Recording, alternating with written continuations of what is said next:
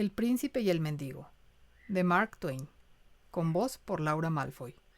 Capítulo 17. Fufu primero.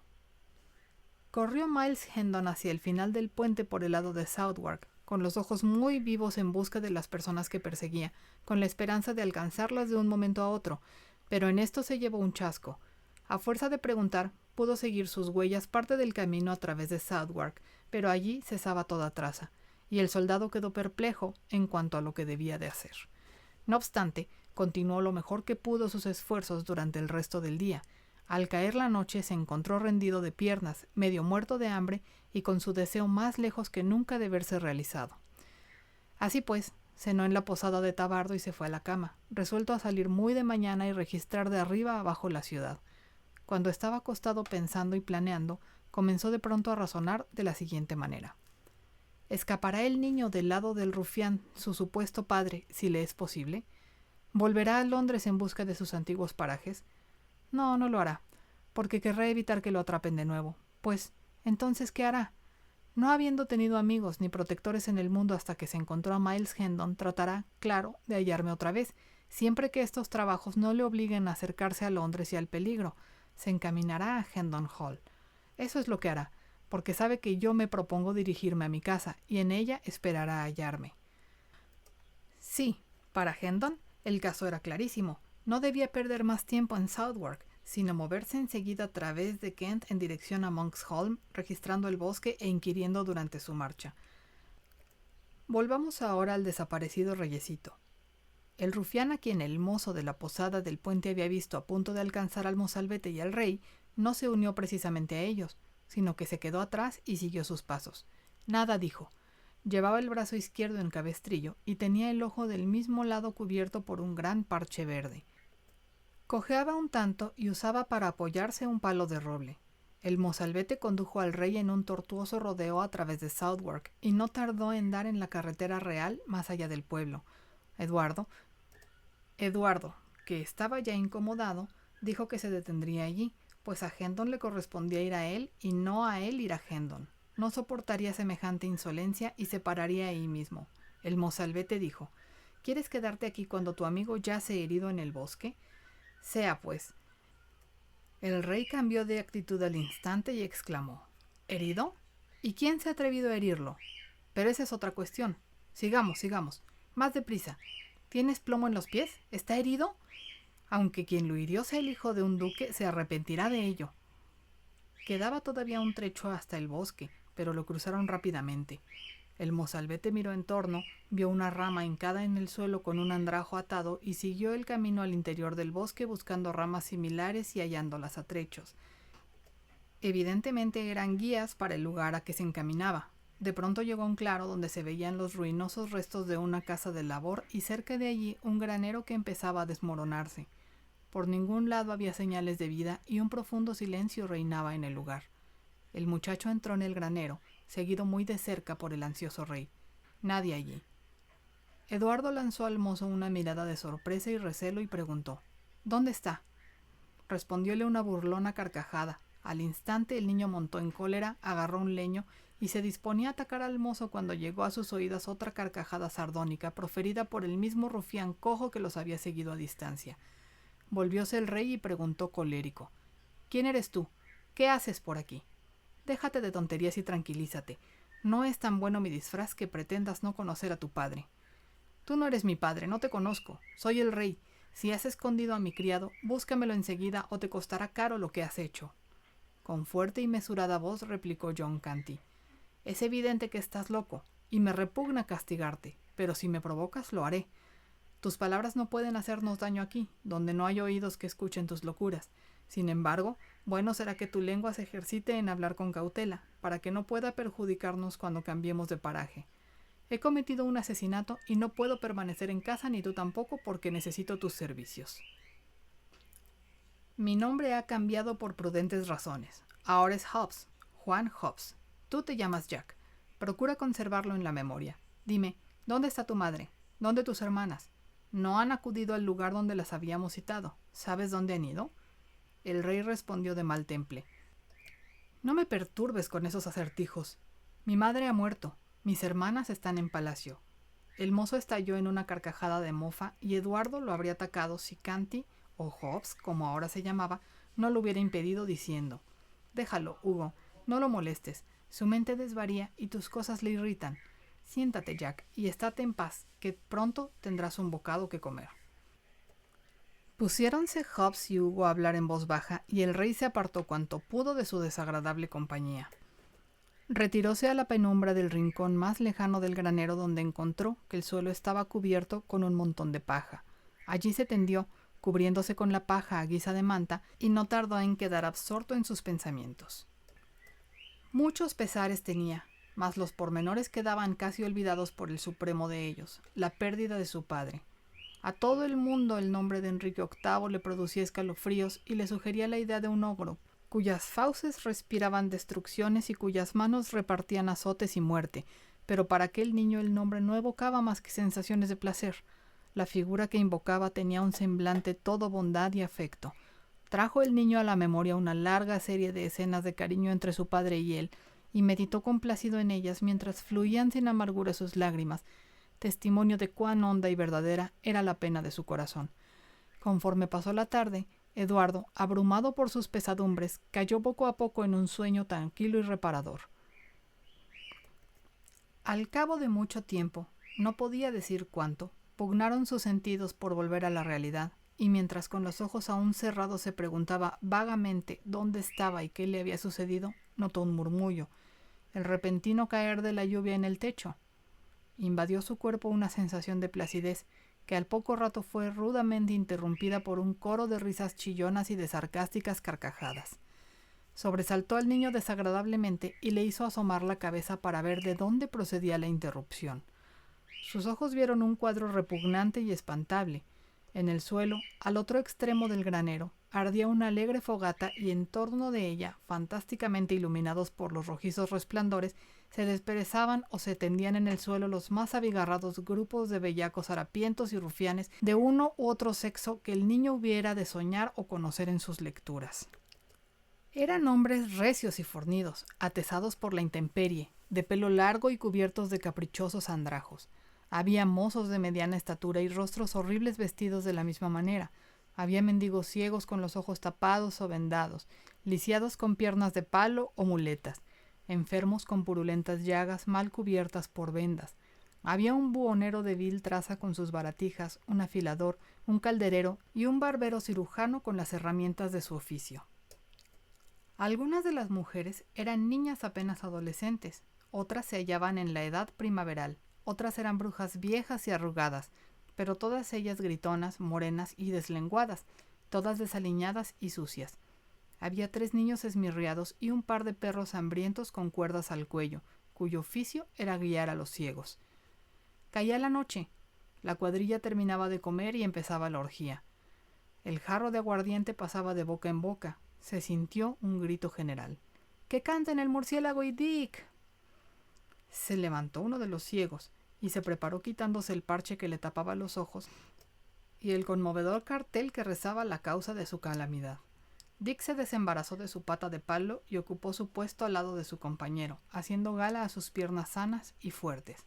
Luego prorrumpieron ambos en un canto alegre, que al final de cada estancia recibía el esfuerzo de toda la cuadrilla en animado coro.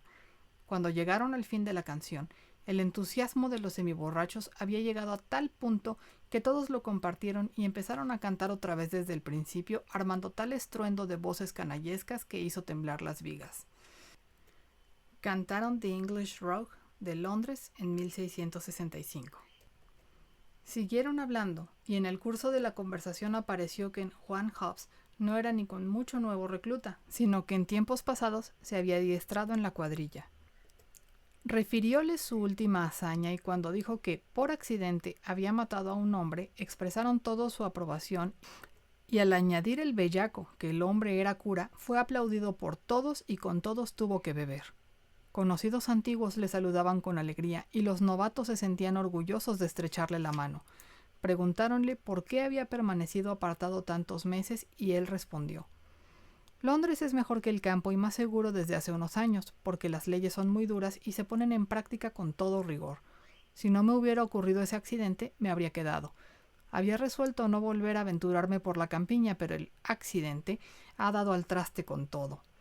Preguntó cuántas personas figuraban en la cuadrilla y el jefe de ella respondió: 25 en números redondos. Los más de ellos están aquí, pero los otros se encaminan hacia el este durante el invierno.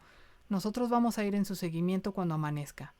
No veo a Gwen entre los honrados hombres que me rodean. ¿Dónde estará? Pobre muchacho. Ahora se alimenta de azufre, y harto irritante, por cierto, para un paladar tan delicado. Lo mataron en una reyerta a mediados del verano. Cuánto lo siento. Gwen era hombre de talento y valeroso. Cierto que lo era. Bess, la negra, su socorrida, es de los nuestros todavía, pero se ha ido hacia el este. Muchacha lista y de conducta ordenada. Nadie la ha visto borracha más de 4 días por semana. La recuerdo muy bien aún. Era muy estricta, digna de todo encomio. Su madre fue algo más libre y menos escrupulosa, una bruja turbulenta, fea y de mal carácter, pero adornada por un talento muy superior a lo común. Por lo mismo la perdimos. Su don de quiromancia y otros géneros de adivinación le granjearon al fin nombre y fama de bruja. La ley la asó viva a fuego lento. Me conmovió y sentí, como una especie de ternura, ver de qué manera tan gentil se enfrentó con su suerte, blasfemando y vituperando a toda la multitud que absorta la contemplaba, mientras las llamas subían lamiéndole la cara y le chamuscaban los pelos y chisporroteaban alrededor de su cabeza cana. ¿Blasfemando, he dicho? Ya lo creo que blasfemando. Si 1000 años vivieras, no oirías blasfemias más en su punto. ¡Ay! Su arte murió con ella. Quedan ahora imitaciones inocuas y serviles, pero no blasfemias de veras. El jefe suspiró y otro tanto hicieron sus oyentes.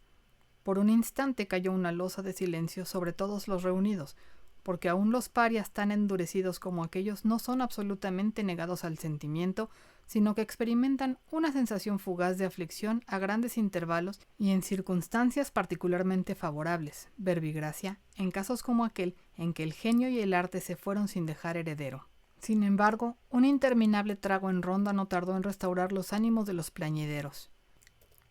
¿Le ha ido mal a otros de nuestros amigos?, preguntó Hobbes. Algunos sí, sobre todo a los recién llegados, tales como mendigos hambrientos y sin hogar que vagaban por el mundo porque les quitaron las tierras para convertirlas en dehesas para ovejas. Se dedicaron a pedir limosna y fueron azotados, amarrándolos a una carreta, desnudos de la cintura para arriba hasta manarles la sangre. Luego volvieron a mendigar, los azotaron otra vez y les cortaron una oreja. Mendigaron por tercera vez. ¿Qué iban a hacer los pobres diablos? Y fueron marcados en las mejillas con hierro candente y luego vendidos como esclavos. Se escaparon, los pescaron y los ahorcaron.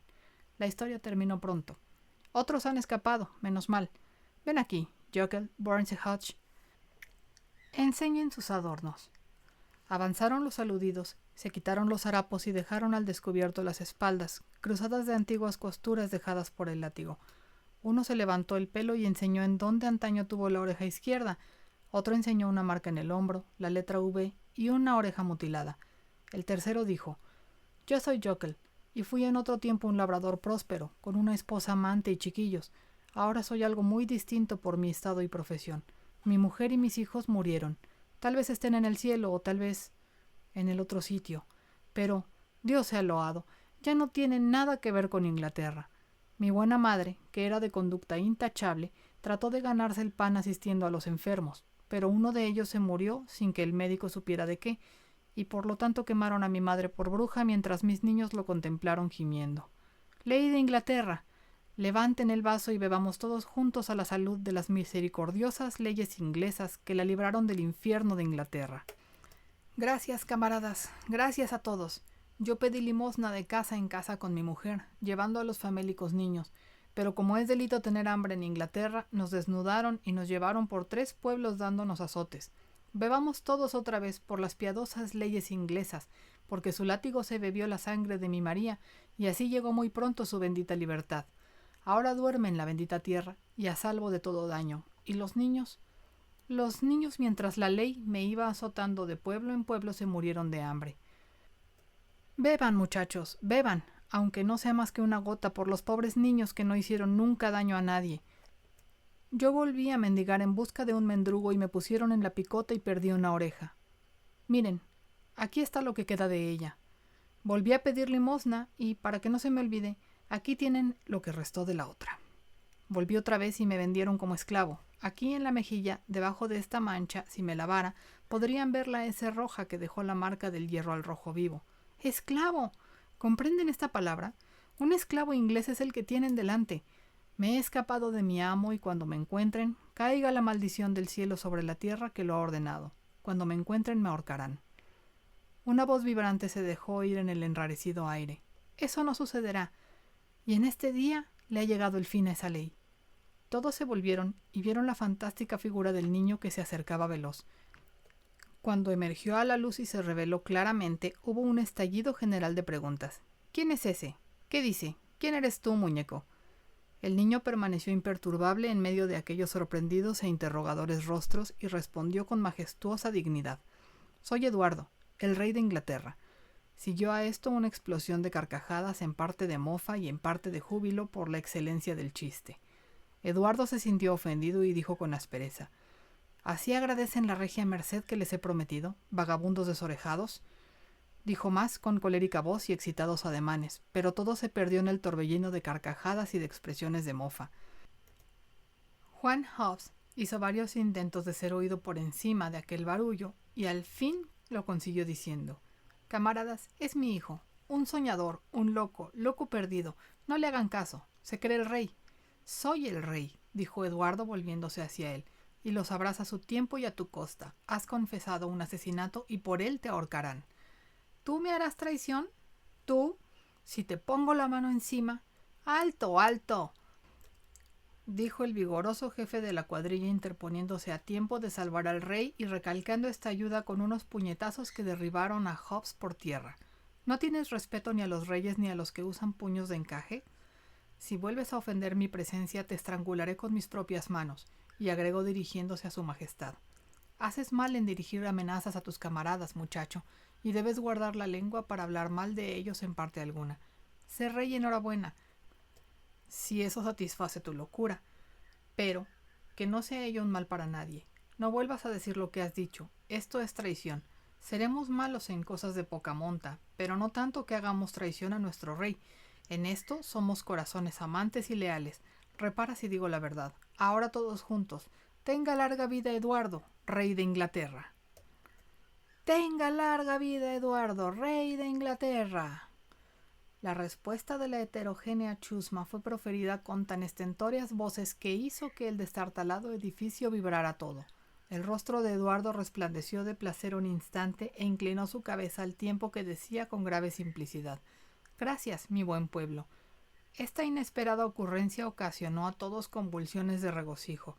Cuando volvió de nuevo algo parecido a la calma, dijo el jefe con firmeza, pero con acento bonachón: Déjate de tonterías, niño, que eso no es prudente ni está bien. Como broma puede pasar, pero escoge cualquier otro título. Un calderero expresó a voces una idea. Fufu I, rey de los tontos. El título hizo fortuna al instante y todos respondieron con un tremendo aullido. ¡Viva Fufu I, rey de los tontos! A lo cual siguieron vociferaciones, maullidos y carcajadas. Súbanlo sobre el pavés y corónenle. Pónganlo el manto real. Denle el cetro. Entronícenlo. Estos y otros 1000 gritos estallaron a un tiempo y casi antes de que la pobre víctima pudiera tomar aliento, vióse coronada con una jofaina de peltre envuelta en una manta de jirones, entronizado sobre un tonel y provisto, a guisa de cetro, del soldador del calderero. Luego, todos se hincaron en torno de él y prorrumpieron en un coro de sarcásticos gemidos y de burlonas súplicas, mientras enjugaban los ojos con las mangas con los delantales mugrientos y andrajosos. Sé benigno para con nosotros, oh dulce rey. No pisotees a estos gusanos que te imploran, oh noble majestad. Compadécete de tus esclavos y consuélalos con un puntapié regio. Alégranos y caliéntanos con tus veninos rayos, oh flamante sol de la soberanía. Santifica la tierra con la pisada de tu pie, para que podamos comer el polvo y ennoblecernos. Dígnate escucharnos, oh Señor, para que los hijos de nuestros hijos puedan hablar de tu regia condescendencia y sentirse felices y orgullosos para siempre.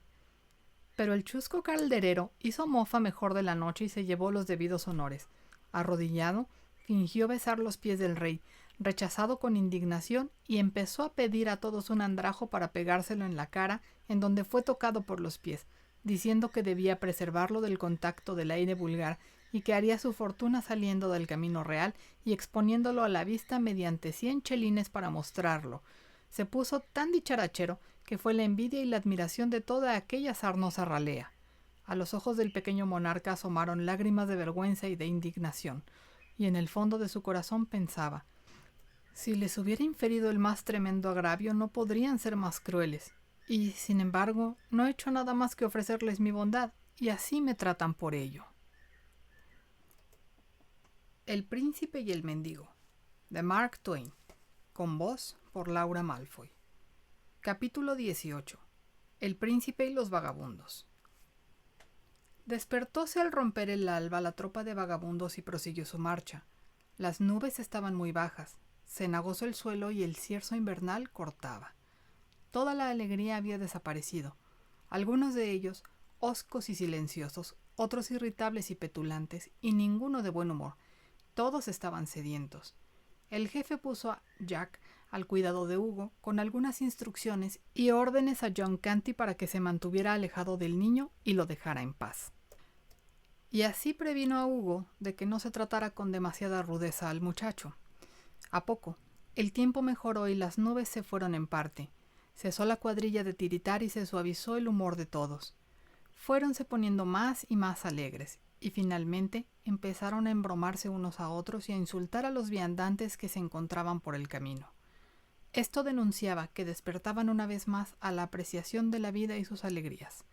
El temor que todo el mundo les tenía se mostraba en que todos los viandantes le cedían el paso y tomaban a bien sus groseras insolencias.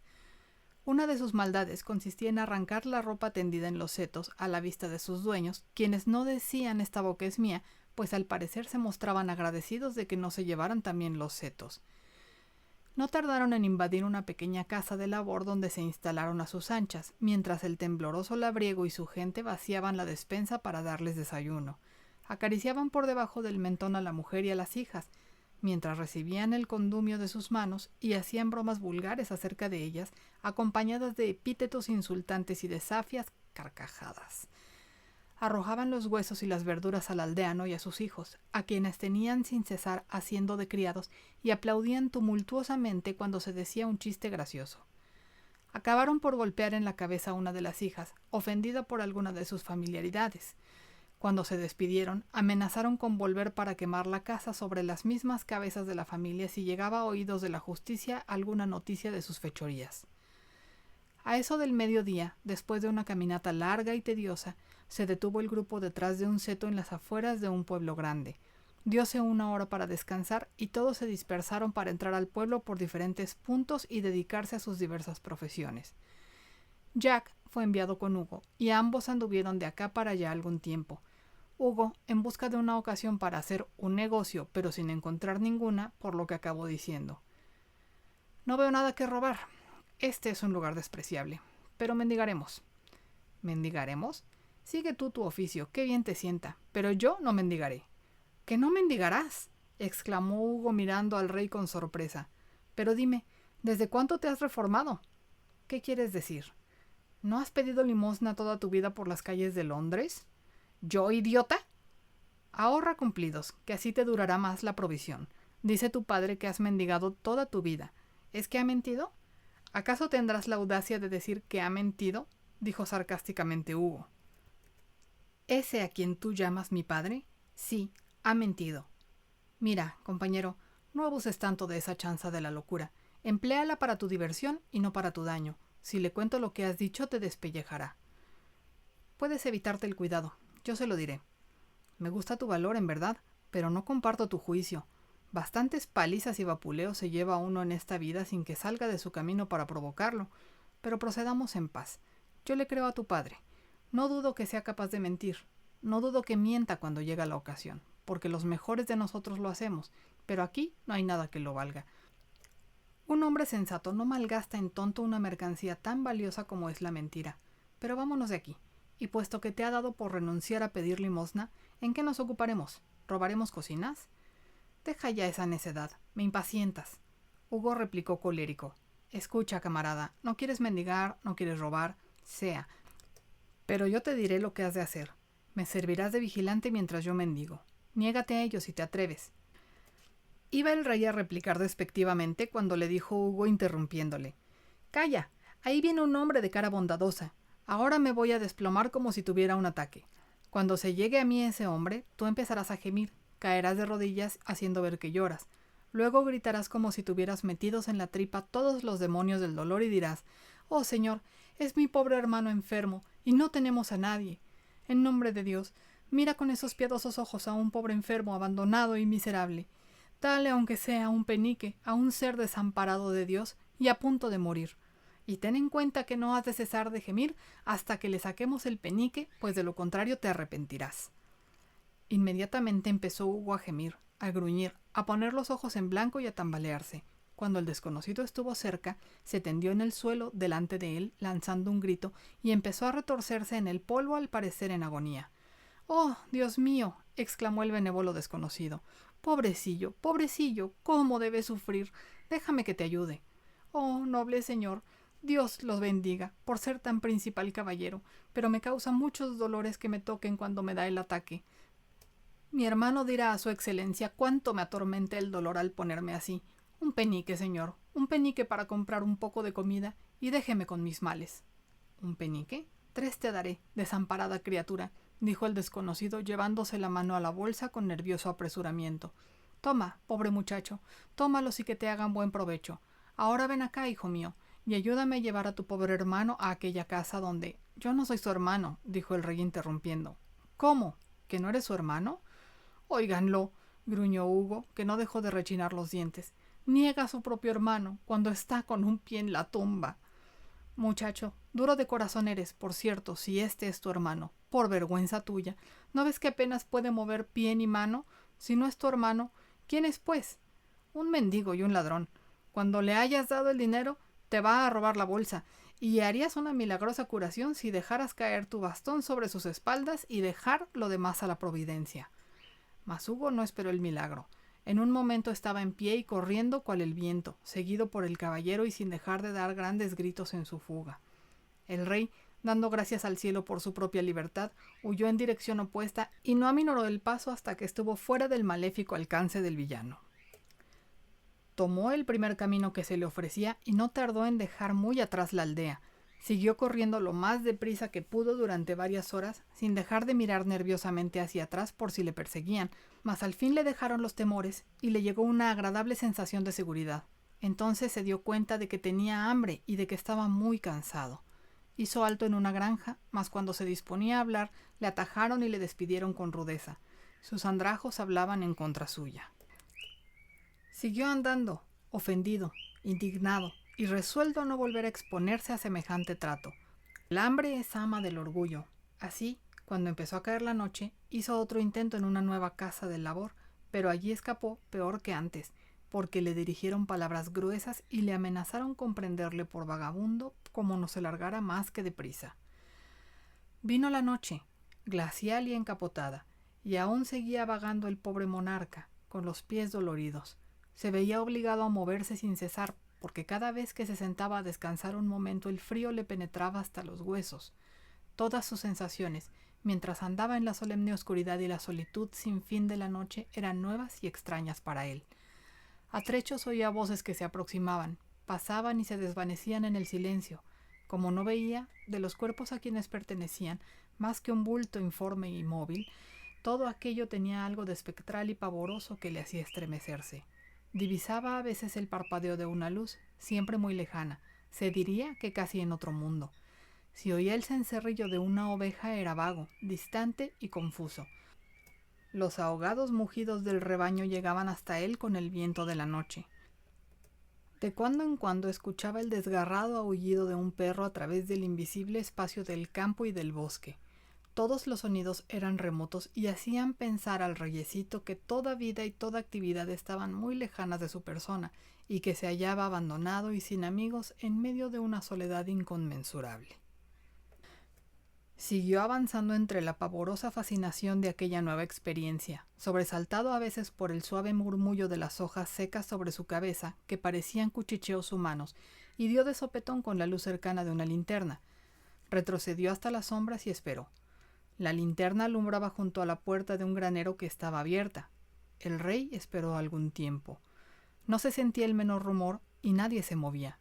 El estar quieto le dio tanto frío y el hospitalario granero era tan tentador que el niño, por fin, resolvió arriesgarlo todo y entrar. Echó a andar de puntillas y en el momento de cruzar el umbral oyó voces a sus espaldas. Se agazapó detrás de un tonel dentro del granero y vio entrar a 2 labradores que llevaban la linterna y empezaron a hacer sus faenas sin dejar de hablar.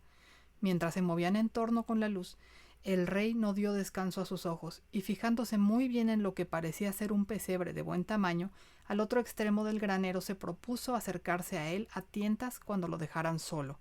Observó también la situación de una pila de mantas para 2 caballos a la mitad del camino con intención de requisarlas por una noche para uso de la corona de Inglaterra. Por fin los hombres terminaron y se fueron, cerrando tras sí la puerta y llevándose la linterna. El tembloroso rey se encaminó hacia las mantas, tan rápidamente como se lo permitían las tinieblas, las tomó y sin tropezar llegó a tientas al pesebre. Con 2 mantas se hizo una cama y luego se tapó con las 2 restantes. A la sazón se sentía un monarca feliz, aunque las mantas eran viejas y delgadas y no de mucho abrigo, y además exhalaban un penetrante olor caballuno que casi le ahogaba. Aunque el rey estaba hambriento y helado, estaba al propio tiempo tan cansado y soñoliento que esto último empezó a conseguir ventaja sobre lo primero, y no tardó el niño en caer en un estado de semi-inconsciencia. Entonces, cuando estaba a punto de perder por completo de vista este mundo, sintió que algo lo tocaba. Despertóse del todo al instante, jadeando para tomar aliento. El gélido horror de aquel misterioso contacto a oscuras casi suspendió los latidos de su corazón. Quedóse inmóvil. Escuchó sin respirar apenas, pero nada se movió y no sintió el menor ruido. Siguió el rey escuchando y esperó unos instantes, que le parecieron eternos, pero todo siguió quieto y en silencio. Así volvió al fin el niño a caer en la somnolencia, pero de pronto sintió el mismo misterioso contacto. Era siniestro aquel leve toque de una presencia silenciosa e invisible y llenó al niño de fatídicos temores. ¿Qué hacer? Pregunta a la que no sabía qué responder. ¿Dejaría aquel albergue tan cómodo para escapar del inescrutable horror? Pero, ¿a dónde ir? No podía salir del granero, y la idea de andar a ciegas acá y acullá en la sombra, dentro de esa prisión de 4 paredes, acosado sin cesar por aquel fantasma que a cada momento le daría en las mejillas o en los hombros, era intolerable. ¿Era mejor permanecer donde estaba y soportar toda la noche aquella muerte en vida? No. Entonces, ¿qué le quedaba por hacer? ¡Ah! No había más que un camino y bien lo entendía. Debía alargar el brazo y dar con aquella cosa. Era muy fácil pensarlo, pero hacer acopio de valor para llevarlo a cabo. 3 veces extendió tímidamente la mano en la oscuridad, pero la apartó de repente con un estremecimiento, no por haber encontrado nada, sino porque estaba seguro de que iba a encontrarlo. Pero a la 4ª vez palpó un poco más lejos y su mano resbaló sobre algo suave y caliente. Esto le dejó casi petrificado de espanto. Su ánimo se hallaba en tal estado que no podía imaginar que aquello fuera más que un cuerpo recién muerto, y no frío aún. Díjose que sería mejor morir que tocarlo otra vez, pero se le ocurrió este erróneo pensamiento porque no conocía la fuerza inmortal de la curiosidad humana. Poco rato había transcurrido cuando su mano empezó a tocar otra vez temblorosamente contra todo juicio y consentimiento, pero, sin embargo, con persistencia. Encontró un mechón de pelo largo. Se estremeció, pero siguió tocando y encontró algo que parecía una cuerda caliente.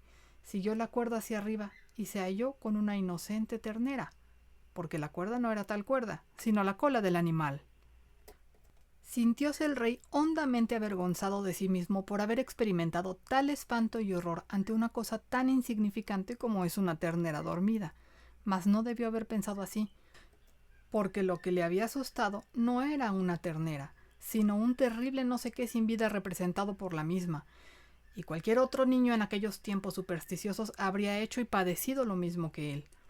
Sintióse encantado el rey, no solo de ver que encantado animal era una ternera, sino también de tenerla en su compañía, porque se había sentido tan solo y desamparado que acogió con agrado como camarada aún a aquel humilde animal. Se había visto tan maltratado, tan afrentado por sus propios semejantes que fue para él un verdadero consuelo hallarse al fin en la sociedad de un ser que por lo menos tenía corazón tierno y ánimo apacible, por más que no tuviera atributos más elevados, por lo cual Eduardo decidió prescindir de etiquetas y hacerse amigo de la ternera. Mientras acariciaba el caliente lomo del animal, porque éste se hallaba muy cerca y al alcance de su mano, se le ocurrió que podía utilizarlo en más de una forma, y así volvió a arreglar su camastro colocándose cerca de la ternera. Luego se acurrucó junto al lomo de ésta, echó las mantas sobre sí mismo y su amiga, y al cabo de unos minutos estaba tan calientito y cómodo como en las mejores noches de su lecho de plumas en el Real Palacio de Westminster. Al punto vinieron a su mente pensamientos placenteros. La vida adquirió un cariz más alegre. Estaba liberado de las garras de la servidumbre y del crimen, libre de la compañía de villanos y brutales forajidos. Estaba caliente, cobijado, es decir, era feliz. Soplaba el viento de la noche en pavorosas ráfagas que hacían estremecer y temblar al viejo granero, y luego su fuerza expiraba a intervalos, y continuaba mugiendo y gimiendo por los rincones. Pero todo ello era una agradable música para el rey, una vez arropado y cómodo. Soplara y enfureciérase cuanto quisiera, azotara y golpeara, gimiera y rugiere, al rey no le importaba, antes bien gozaba con ello. Se acurrucó más cerca de su amiga, con sibaritismo de cálida alegría, y como un bendito perdió la conciencia del mundo y se sumió en un sueño profundo y sin pesadillas, en paz y sosiego. A lo lejos aullaban los perros, mugían melancólicamente las vacas y el viento seguía rugiendo, en tanto que furiosos aguaceros se abatían sobre el tejado, mas la majestad de Inglaterra siguió durmiendo imperturbable, y otro tanto la ternera, animal sencillo, y que no se turbaba fácilmente por las tempestades, ni le causaba embarazo dormir con un rey.